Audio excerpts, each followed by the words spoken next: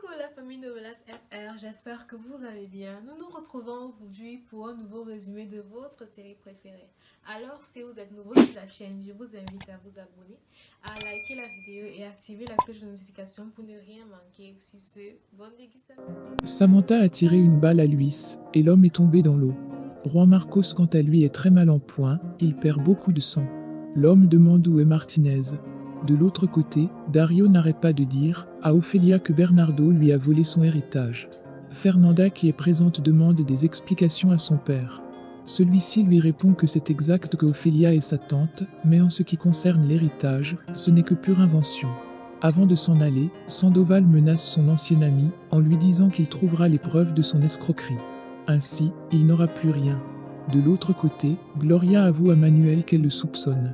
L'homme se met à rigoler et lui dit que c'est absurde. En effet, il a toujours été un flic irréprochable. Malgré tout, l'inspectrice n'écarte pas la possibilité qu'il soit le complice de Luis. Chez les Del Castillo, Fernanda discute avec la servante. Elle lui reproche d'avoir gardé ce secret, d'en rien lui dire. Elle lui répond que c'est son frère qui lui a demandé de se taire. À un moment donné, le criminel lui demande si elle va l'abandonner pour aller avec Dario. Elle répond par la négative.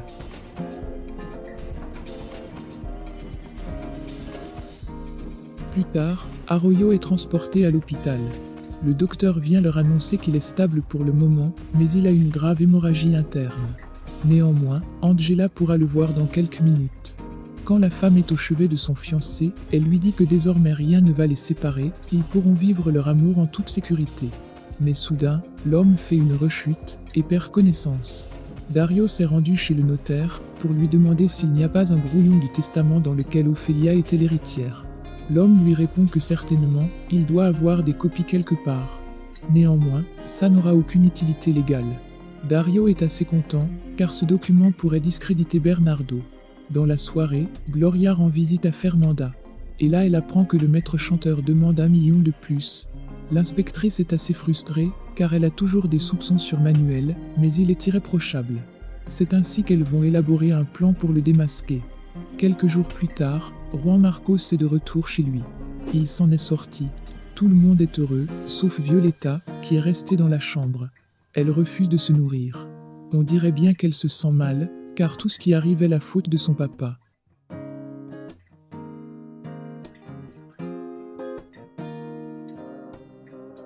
De l'autre côté, Vicente est dans le bureau de sa complice.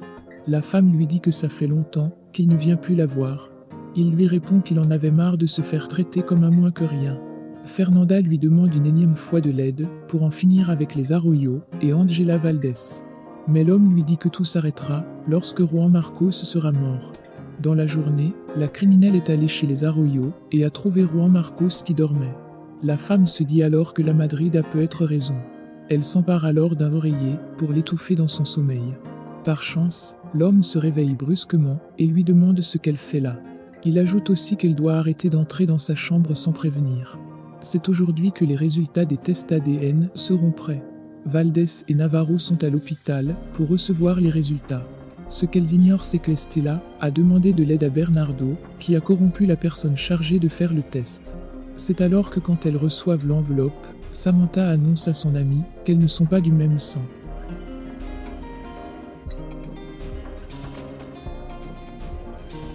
Au même moment, Dario s'est de nouveau rendu chez le notaire, qui dit avoir des nouvelles concernant le testament d'Ignacio Del Castillo. Mais bizarrement, le discours de ce dernier a changé. Non seulement il ne dit à M. Sandoval que la copie de l'Ancien Testament ne servira à rien, et affirme que selon lui, il n'y a pas eu de malversation. Pendant leur discussion, Dario reçoit un appel anonyme, où on lui annonce que c'est Bernardo qui a organisé l'enlèvement de Samantha. Fou de rage, il sort du bureau.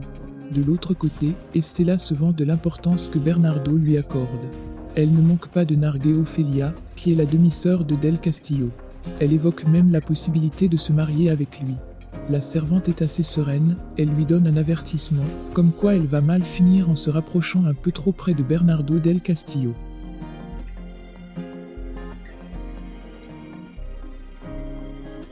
Gloria vient annoncer à Juan Marcos et à Angela que la police a trouvé la dépouille d'un homme sur la baie.